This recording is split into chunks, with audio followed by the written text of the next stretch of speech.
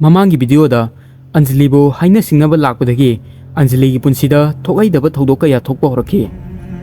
Amu wakhal mangba khutsa sokpa amadi mang aphattaba mangba asina singba thodok kaya thokki. Nongma nungdang amagi mangda akiba phanglaba hingsabi ama uki. Wafam sing ase magi nupa oirakadoriba Aditya da hairuba matamda Aditya na Anjali bu sahar asigi mapanda leiba mandir amada laknaba hairakhi.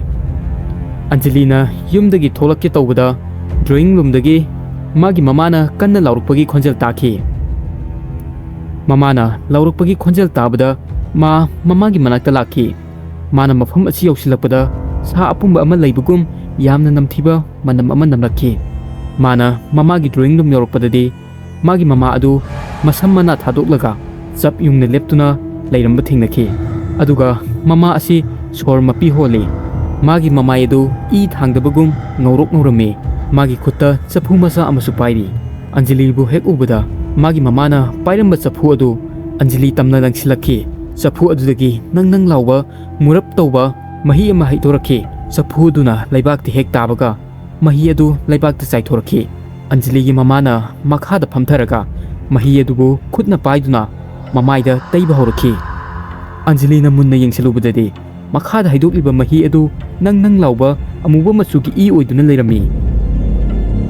Mamana tawriba mataw adu ubada Anjali kanna laurakhi. Mana magi mapabungbu kanna kaurami. Adubu ka amatadagi mapana khumlakpagi khojel takide. Mana mapada phone tawraga hangbadade magi mapa adu Aditya ga loinana mandir amada lei haina khumlakhi. Aduga Anjali busu yamna thuna mandirda lao haina hairakhi. Hatu masu yumdagi tholaklami. Mana magi scooty adu thauraga mapana hayakpa mandir adu da laklami. Mana mafam adu da yauraga tawriba mayam adu ubada ma ngakpana loikhi. Makhutta pairamba helmet phau leimaida takhi. Magi mamagi matawgum Aditya gi mamaidasu I tairaga leirami. Aduga ma jaigya amagi mai manakta phamduna leirami.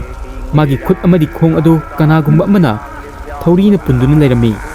Aduga madi angawbagi matawgum koileng lengba koilau lauba tawri. Mai adugi mayuknabada mandir adugi pujari amadi Anjali gi mapasu phamli. Aduga mafam aduda pujagi mai hogatuna jaigya ama tawri. Anjali na tawriba sing adu karino haiba khanglamde. Anjali masa adu yamna pakhatlami. Pakhatna mapagi manakta changsilaaga mapada tawriba sing adu karino haina hangki. Aduda mapana masanupibu manakta phamalami. Aduga mikup khara tumina leinaba hairami. Jaiga gi mai adu tapna chakpa helakliba makhai Aditya kanna lauba khongba helakhi. Khangaudana ma lauramba adu lephi. Magi mamit adu ngorok ngawi. Anjali tawriba mayam adu ubada masa adu kibanadi loire. Khangaudana Aditya gi mamai adu ahongba lakhi. Hek yengbada magi masadagi phatraba thawai amana tholokpagum tawri. Thawai adu kanagi sunate. Mamangda Anjali gi mamangda ukhiba hingsabi adu oirami. Hingsabi aduna koilau lauba horakhi.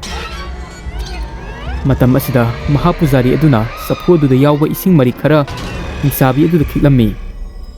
Aduga hingsabi adu lauraduna makhirami. Aduga Aditya wanthakirami.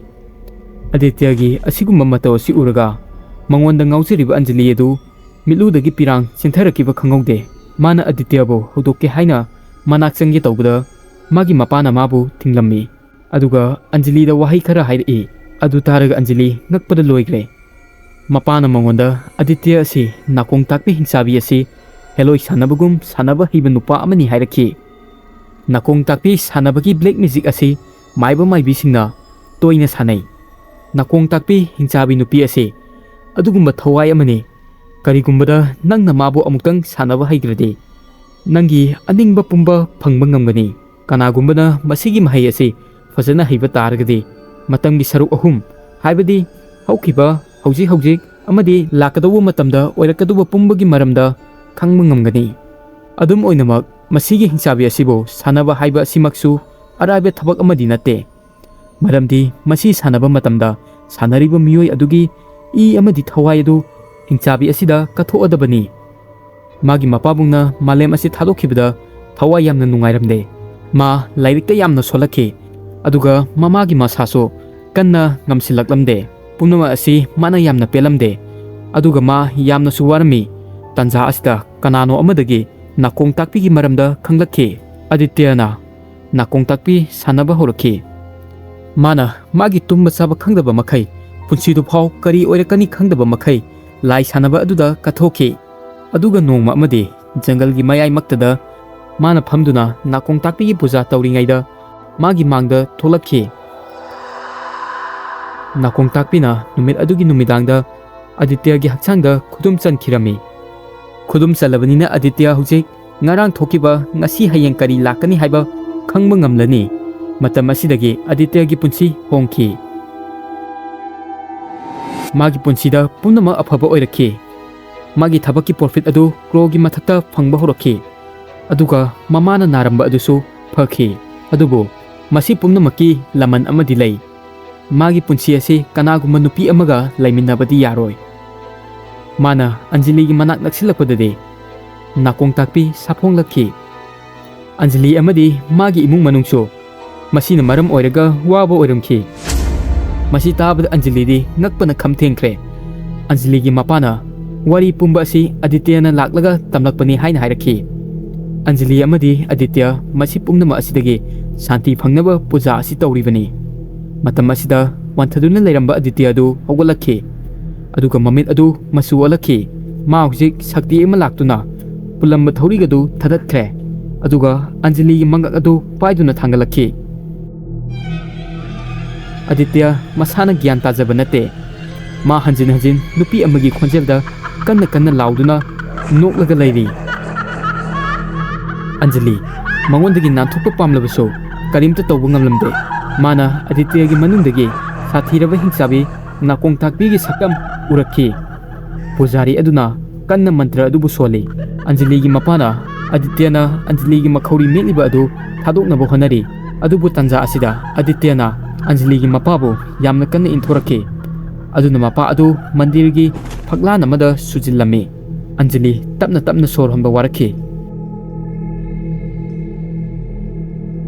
adubu pujari aduna akanba mantra ama soladuna magul leiraba ising adu saisilami adugi matung Aditya Angaoba amagi matogum lawba horki aduga masa adu jaiga gi mai hogoliba aduda tusilami mai manungda Aditya chakpagi mahut sathiraba Nakongtakpi oina saklami mikup khara leiraga Nakongtakpi adu mai adudagi thokiduna mafam khangdena mangkhirami pujari na mai adubu thuna muthatlami aduga Aditya da ising khara kiklami ngaklibadi Aditya gi haksang adu maina sakpagi maram amata taramde matam asida Aditya du wanthakre mana gyan tarakpadidi hospital da mikap tholakhe numit tarani hauraga leirame Aditya puja adu loiraga kari thoki haiba ma masana karimta khangjaramde Aditya gi mamanaba ama magi manakta phamli mahakna hairakpada haukhiba numit tara adu yamna phattaba numit oi